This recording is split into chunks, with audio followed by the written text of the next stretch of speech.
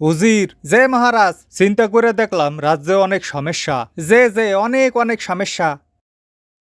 মুই চিন্তা করছি এক এক করে সব সমস্যার সমাধান করমু। ভালো চিন্তা। প্রথম সমস্যা কি ক? বেকারত্ব। রাজ্যে যত বেকার পোলাফান আছে সবাই রে মারিয়ে হালা। কি কন মহারাজ? যা কই কর, বেকার সব মারিয়ে হালাবি, বেকারত্ব শেষ।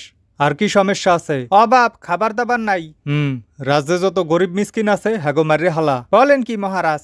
হয়, গরিব মিসকিন নাই, অভাবও নাই।